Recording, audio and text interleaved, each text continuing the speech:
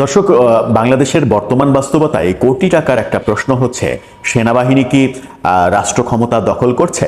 সেনাবাহিনী কি সেনা শাসন জারি করতে চলেছে? উত্তরটা হ্যাঁ কিংবা না, কোনটা সেটা আপনারা খুব ভালোই জানেন।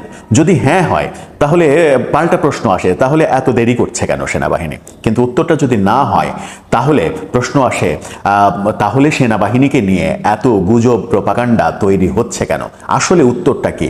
আসলে উত্তরটা কি এটা তো আমরা সবাই জানি, কারণ অনেক দিন আগে, শুধুমাত্র অনেক দিন আগেই না, একাধিকবার বাংলাদেশের সেনাপ্রধান ব্যাপারটা নিশ্চিত করেছেন। তিনি বারবারই বলেছেন, প্রেক্ষাপট তৈরি হওয়া সত্ত্বেও, আমরা জানি যে প্রেক্ষাপট তৈরি হয়েছে, নানা সময় প্রেক্ষাপট তৈরি হয়েছে যে সেনা শাসন ছাড়া এখন আর কোনো উপায় নেই। সেরকম প্রেক্ষাপট তৈরি হওয়া সত্ত্বেও সেনাপ্রধান কিন্তু বারবার পরিষ্কার করে এসেছেন যে তার কোনো উচ্চাভিলাষ নেই এবং তিনি রাষ্ট্র ক্ষমতা দখল করতে চান না, অন্যরকম কিছু করতে চান না।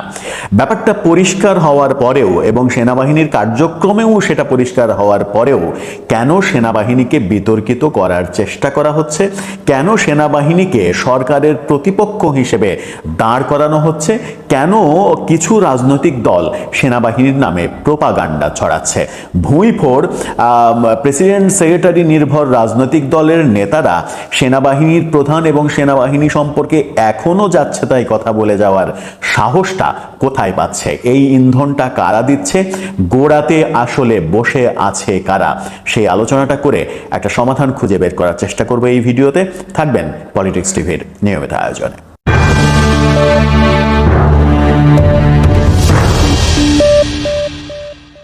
দর্শক, পলিটিক্স টিভির নিয়মিত ভিডিওগুলো স্পন্সর করছে প্রজাপতি.টিভি, নতুন ওটিটি প্ল্যাটফর্ম। আপনারা চাইলে ইউটিউবে, ফেসবুকে, ইনস্টাগ্রামে, টিকটকে দেখে নিতে পারেন। ডেসক্রিপশন বক্সে লিঙ্ক দেওয়া থাকবে, সেখান থেকেও আপনারা দেখে নিতে পারেন প্রজাপতির কার্যক্রম। চলে যাচ্ছি মূল ভিডিওতে। প্রশ্ন করেছিলাম, সেনাবাহিনী কি রাষ্ট্র ক্ষমতা দখল করবে? সেনাবাহিনী কি সেনা শাসন জারি করবে? সেরকম বাস্তবতা কখনো কখনো পরিলক্ষিত হলেও সেনাবাহিনীর টেন্ডেন্সি কি সেরকম আমরা দেখেছি? কিংবা এই সেনাপ্রধান কি ক্ষমতার জন্য লালায়িত কিংবা ক্ষমতার জন্য অনেক বেশি লোভী হয়ে পড়েছেন? উত্তরটা আমরা সাদা চোখে দেখি কিংবা টিনের চশমা পরে দেখি। সাউন্ড তো আমাদের কানে আসে, সাউন্ড কানে আসলে সেনাপ্রধানের সাউন্ডটাও তো আমাদের কানে আসার কথা, যে তিনি পরিষ্কার করেছেন আমার কোনো অন্য উদ্দেশ্য নেই, আমার কোনো লোভ নেই। তার মানে হচ্ছে ব্যাপারটা আর বুঝতে অবকাশ, মানে বোঝার কমতি থাকে না। নতুন করে কি তাকে পরিষ্কার করে এর পরেও বলতে হবে যে না আমি সেনা শাসন জারি করব না, না আমি রাষ্ট্র ক্ষমতা দখল করব না? এইভাবে বলার কি আর প্রয়োজন আছে? কিংবা এভাবে নগ্নভাবে সেনাবাহিনী প্রধান কি বলবেন না? তিনি তার কথাই বুঝিয়ে দেবেন যে তিনি আসলে কি করতে চাচ্ছেন। আমার মনে হয় যে তিনি সেটা বুঝিয়ে দিয়েছেনও। তো বুঝিয়ে দেওয়ার পরেও তাকে নিয়ে এত কিছু কেন হচ্ছে? এই যে সরকারের সঙ্গে সেনাবাহিনীর দূরত্ব তৈরি করা হলো, সেনাবাহিনীর সঙ্গে সরকারের দূরত্ব তৈরি করলেন কারা? এই ক্ষেত্রে নিরাপত্তা উপদেষ্টাকে দোষারোপ করা হচ্ছে এবং বিএনপিও নিরাপত্তা উপদেষ্টা ডক্টর খলিলুর রহমানকে দোষারোপ করছেন এবং তার পদত্যাগ পর্যন্ত চেয়েছেন। এই দূরত্ব তৈরির অন্যতম কারিগর হিসেবে সামনে আনা হচ্ছে এনসিপিকে, যে এনসিপি সেনাবাহিনীর সঙ্গে বাংলাদেশ সরকারের, প্রফেসর ইউনূস সরকারের দূরত্বটা তৈরি করেছেন। এনসিপির বিভিন্ন নেতাদের লাগামহীন কথা এবং সেনাবাহিনী প্রধান সম্পর্কে অধ্যত্বপূর্ণ নানা রকমের কথা, এগুলো সরকারের সঙ্গে তাদের দূরত্ব তৈরি করেছে এবং সরকারের মধ্যেই বসে আছে কিছু মানুষ যারা এই দূরত্বগুলো তৈরি করেছে। নিরাপত্তা উপদেষ্টার ব্যাপারে অভিযোগ এসেছে, আসিফ মাহমুদ সজীব ভুঁইয়ার ব্যাপারে অভিযোগ এসেছে এবং অভিযোগ না, ব্যাপারটা আসিফ মাহমুদ সজীব ভুঁইয়া প্রমাণও করেছেন। তিনি হাসনাত আবদুল্লাহ যখন সেনাপ্রধান সম্পর্কে ফেসবুক স্ট্যাটাস দিলেন কিছুদিন আগে, সেনাপ্রধান তাকে ডেকে নিয়ে আওয়ামী লীগ পুনর্বাসনের কথা বলেছেন, এই ধরনের কথা লেখার চেষ্টা করলেন। সেই দিন, তার পরের দিন সকালেই দেখা গেল আসিফ মাহমুদ সজীব ভুঁইয়ার একটি ভিডিও কন্টেন্ট যেটা বাজারে ছেড়ে দেওয়া হলো, বিভিন্ন চ্যানেলকে দেওয়া হলো। সেখানে তিনি বললেন সেনাবাহিনী সম্পর্কে, সেনাপ্রধান সম্পর্কে খুবই বাজে কথা। 5 আগস্টের পরে সেনাপ্রধান বুকে পাথর জমা দিয়ে নাকি প্রফেসর ইউনূসকে মেনে নিয়েছিলেন, এই ধরনের কথা বলে সেনাপ্রধানকে কাঠগড়ায় দাঁড় করানোর চেষ্টা করলেন।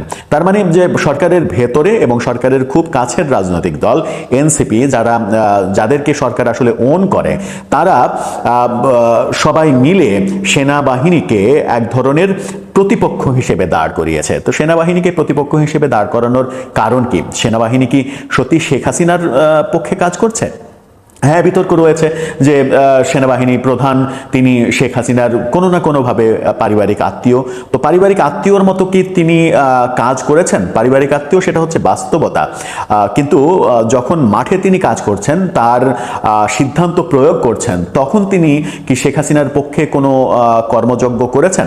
আমি যদি 5 আগস্টের সেই বিপ্লবের পরিণতির কথাই ভাবি, 5 আগস্টে শেখ হাসিনা সরকারের যে পতন হলো, সেই পতনের ব্যাপারে সেনাবাহিনীর কি কোনো ভূমিকা ছিল না? সেনাবাহিনী কি ভূমিকা রাখেনি? ছাত্র জনতার পক্ষে সেনাবাহিনী প্রায় ওপেন ভূমিকা রাখেনি।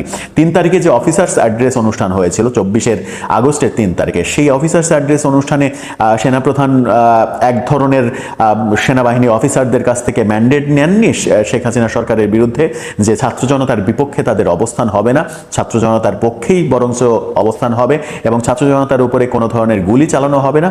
এই সিদ্ধান্ত প্রয়োগের পরেও কিছু কিছু লাফাঙ্গা উদ্বাস্তু এরকম মন্তব্যও তো করেছেন যে সেনাবাহিনী নাকি ছাত্র জনতার উপরে গুলি চালিয়েছে, তাদের অনেককে মেরে ফেলেছে।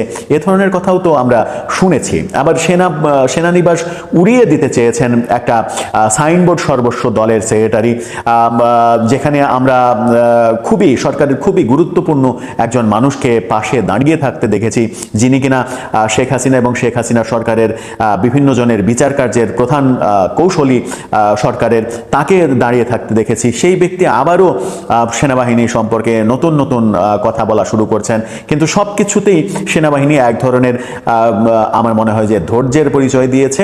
যারা যারা সেনাবাহিনীকে বিতর্কিত করার চেষ্টা করেছে, সেনাপ্রধানকে তুচ্ছতাচ্ছিল্য করার চেষ্টা করেছে, তাদের ব্যাপারে এক ধরনের স্যাক্রিফাইসিং পরিস্থিতি তৈরি হয়েছে, কিংবা আমার মনে হয় ছাড় দেওয়ার মনোভাব সেনাবাহিনীর পক্ষ থেকে বরং দেখা গেছে, যেটা অনেকে বলেন যে উচিত হয়নি। এই ছাড় দেওয়ার কারণেই পরিস্থিতি আরও ঘোলাটে হয়েছে। সেনাবাহিনী যদি তাদের বাহিনীর সুনাম অক্ষুণ্ণ রাখার জন্য এই ধরনের কার্যক্রমের বিরুদ্ধে অ্যাকশান নিত, কিংবা সরকারকে অ্যাকশান নিতে বলতো, এক ধরনের রিকোয়েস্ট করতো কিংবা চাপ প্রয়োগ করতো, তাহলে পরিস্থিতি এত দূর গড়াতে পারতো না। এখন যারা সরকারের প্রতিপক্ষ হিসেবে সেনাবাহিনীকে দাঁড় করাচ্ছেন এবং সরকারকে দিয়ে বারবার বলাচ্ছেন যে সেনাবাহিনী যা বলছে তার উল্টোটা বলতে হবে, সেনাবাহিনী কি বলেছে? ডিসেম্বরের মধ্যে নির্বাচন জাতি দেখতে চায়। এটা তো আজকের কথা না, আরও 7-8 মাস আগে সেনাপ্রধান বলেছেন যে 18 মাসের মধ্যে নির্বাচন দেখতে চায়। তখন তো সেনাপ্রধান এবং সরকার একাট্টা হয়েই কাজ করেছেন। 24 আগস্ট যে সরকার ক্ষমতায় নিল, সেই সরকার ক্ষমতায় নেয়ার আগের 3 দিন কে এই পেছনে কলকবজা নাড়িয়েছে, কলকাঠি নাড়িয়েছে কে? সেনাপ্রধানই তো মধ্যস্থতা করেছেন। সব কিছু সাজিয়ে গুছিয়ে এই সরকারকে দিয়েছেন তো সেনাপ্রধানই। তো সেনাপ্রধান তো সরকারের কাছেরই ছিলেন, হঠাৎ করে দূরের হয়ে গেলেন কেন? দূরের করলেন কারা? প্রফেসর ইউনূসকে সেনাপ্রধান কিংবা সেনাবাহিনীর প্রতিপক্ষ বানিয়ে দিলেন কারা? এদেরকে কি সরকার চিহ্নিত করতে পেরেছে? কিংবা এদেরকে চিহ্নিত করে এদেরকে কি সরিয়ে দেওয়ার ব্যবস্থা করার চিন্তা আদৌ করছে সরকার? সেনাপ্রধান যখন উপলব্ধি করছেন যে জনগণের প্রত্যাশা ডিসেম্বরের মধ্যে নির্বাচন হওয়া, তখন গত রাতেও আমরা প্রেস সেক্রেটারিকে বলতে শুনেছি যে জুনের মধ্যে নির্বাচন হবে। প্রধান উপদেষ্টা এক কথার মানুষ, ওই কথাই বলেছেন। আবার সেনাপ্রধান যখন বলছেন যে দেশের সার্বভৌমত্ব বিসর্জন দিয়ে করিডোর দেয়া যাবে না, বন্দর দেয়া যাবে না, এটা নির্বাচিত সরকারের ব্যাপার, নির্বাচিত সরকার ছাড়া এই সিদ্ধান্ত কেউ নিতে পারে না, সেটা তো সবাই বলছে, সেটাই বাস্তবতা। কিন্তু ভুঁইফোড় কোনো সংগঠনের, যে সংগঠনের 2 জন ছাড়া 4 জন নেতা নেই, যে সংগঠন বাংলাদেশের 300 আসনের যে আসনেই নির্বাচন করুক না কেন জামানত তো বাজেয়াপ্ত হবেই, 500 ভোট পাবে কিনা তার সন্দেহ রয়েছে, সেই সকল সংগঠনের কথাবার্তা শুনে যদি সরকার উদ্বুদ্ধ হয়, সরকার সেনাবাহিনীকে দূরে ঠেলে দেওয়ার চেষ্টা করে, তাহলে আমার মনে হয় যে দিন শেষে ক্ষতিটা হবে দেশের। আর দেশের ক্ষতি হোক এরকম কিছু নিশ্চয়ই দেশের জনগণ চাইবে না। অনেক সময় তো এই আলোচনা হয়েছেও যে বাংলাদেশে আসলে এই মুহূর্তে সেনা শাসন দরকার। যে পরিস্থিতি তৈরি হয়েছে, আইন শৃঙ্খলা পরিস্থিতির অবনতি এতটাই হয়েছে, সরকার কোনো কিছু নিয়ন্ত্রণ করতে পারছে না, মব জাস্টিসকে এক ধরনের জাস্টিফাই করা হয়েছে, মবের বিরুদ্ধে কোনো অ্যাকশন নেওয়া হয়নি। এই যে কার্যক্রমগুলো চলেছে, বুলডোজার দিয়ে বাড়ি গুড়িয়ে দেওয়া হয়েছে, সরকার চুপ থেকেছে, এই কার্যক্রমগুলো করার প্রেক্ষিতেই তো কোনো মানুষ আসলে দাবি তুলেছেন যে সেনা শাসন শাসনই আসলে দরকার। এই উপলব্ধিটা আসলে এখনকার উপলব্ধি না। বাংলাদেশে অনেক দিন থেকেই আলোচনা শুনছি, কেউ কেউ বলার চেষ্টা করেন যে বাংলাদেশের জনগণের জন্য আসলে গণতন্ত্র না, বাংলাদেশের জনগণের জন্য স্বৈরতন্ত্র কিংবা সেনাবাহিনী শাসন, সেনা শাসনই উপযুক্ত, তাদেরকে ডান্ডা মারলেই ঠান্ডা হবে। এই যে মব কালচার তৈরি হয়েছে, এই মব কালচারের এগেনস্টে যদি ডান্ডা মারা হতো তাহলে সেকেন্ড মব আর কেউ করতে পারতো না। এর জন্য সরকারকেই সবাইকে দায়ী করেন। তো সরকার যখন আইন শৃঙ্খলা পরিস্থিতি, সব কিছু, বাজার নিয়ন্ত্রণ কোনো কিছুই করতে পারছে না, তখন সেই ব্যাপারে এবং পারছে না উপরন্তু আবার করিডোর দেওয়ার কথা বলছে, বন্দর দেওয়ার কথা বলছে, এবং সেগুলো রাজনৈতিক দলগুলোর সঙ্গে আলোচনা না করে, সেনা বাহিনীর সঙ্গে আলোচনা না করে, যেহেতু জাতীয় নিরাপত্তার ইস্যু, জাতীয় নিরাপত্তা উপদেষ্টা একজনকে বানিয়ে ফেলা হলো সেনাবাহিনী কিংবা 3 বাহিনীর প্রধানের সঙ্গে আলোচনা না করে, সেই অভিযোগও আসছে। সেরকম মুহূর্তে আদতে আমার মনে হয় না যে এর সমাধান আছে সরকার এবং সেনাবাহিনীকে মুখোমুখি দাঁড় করিয়ে। সরকার এবং সেনাবাহিনীকে মুখোমুখি যারা দাঁড় করাচ্ছে, যারা মনে করছে যে সেনাবাহিনী ক্ষমতার লোভে এইগুলো করছে, তারা আসলে ভুল কাজ করছে, দেশের চরম ক্ষতির কারণ হয়ে দাঁড়াচ্ছে। এই উপলব্ধি সরকারের যদি হয় তাহলে প্রধান উপদেষ্টাকে পদত্যাগের কথা বলতে হবে না, এবং পদত্যাগের কথা বলে বিভিন্ন জনের কাছ থেকে আবার এইরকম ট্রলের শিকারও হতে হবে না যে এগুলো তিনি নাটক করছেন, এগুলো তিনি এক ধরনের সফট কর্নার তৈরি করার চেষ্টা করছেন, যেন দলগুলো, যেন বিএনপি নেতৃত্ব বলেই ফেলেছেন যে প্রধান উপদেষ্টা পদত্যাগের কথা বলেছেন এই কারণে যে তিনি মনে করেছেন যে সব দল দৌড়ে তার কাছে যাবে, বিএনপি দৌড়ে তার কাছে যাবে, যে বলবে না না না না না পদত্যাগ করবেন না, আপনি পদত্যাগ করলে দেশের সর্বনাশ হয়ে যাবে, আপনাকে থাকতেই হবে, আপনি থাকছেন স্যার। রুমিন ফারহানার মুখে আমরা এই কথা শুনেছি। এরকম বাজে সমালোচনা কিংবা বাজে ট্রল তাকে দেখতে হতো না কিংবা সহ্য করতে হতো না যদি না সরকারের ভেতরে কিংবা সরকারের বাইরে কিছু মানুষ সরকারকে প্রভাবিত করার চেষ্টা করতো। আমার মনে হয় যে সরকারকে প্রভাবিত করার চেষ্টা যেমন তারা করছে, তেমনি সেনাবাহিনীকে, সেনাপ্রধানকে বিতর্কিত করে দেশের চরম ক্ষতিটা করছে।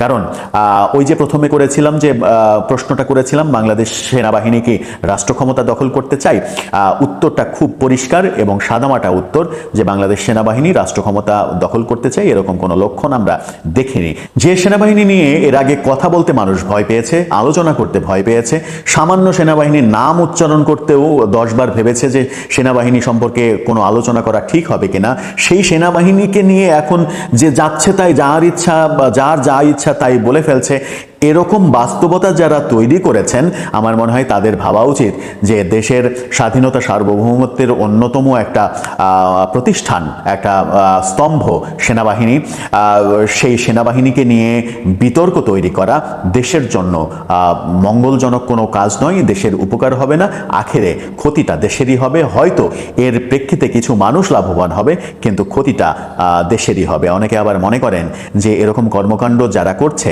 তাদের বিরুদ্ধে সেনাবাহিনীর অ্যাকশন নেওয়া উচিত, কিন্তু সেনাবাহিনীর তো আসলে একটা সরকারকে ওভারটেক করে সেই ধরনের সুপ্রিম পাওয়ার নেই যে কারো উপরে অ্যাকশন নেবে। অ্যাকশন নিতে হলেও সরকারকে বলতে হবে যে এই সেনাবাহিনীর বিরুদ্ধে এটা করছে, এই ব্যাপারে আপনাকে পদক্ষেপ নিতে হবে, তার প্রেক্ষিতে হয়তো আইন শৃঙ্খলা বাহিনী পদক্ষেপ নেবে। তাছাড়া সেনাবাহিনীর সেই ব্যাপারটা নেই, সেই বৈধতাটা নেই যে তারা এই কাজটা করবে। যদিও এখন ম্যাজিস্ট্রেসি পাওয়ার তাদের হাতে রয়েছে, তারা এই কাজটা করলেও করতে পারে, সেই ক্ষেত্রে তারা যথেষ্ট ধৈর্যের পরিচয় দিচ্ছে। আমার মনে হয় যে আমাদের সবারই শুভবুদ্ধির উদয় হোক, সরকার এবং সেনাবাহিনীকে মুখোমুখি দাঁড় করিয়ে আদতে কোনো লাভ হবে না।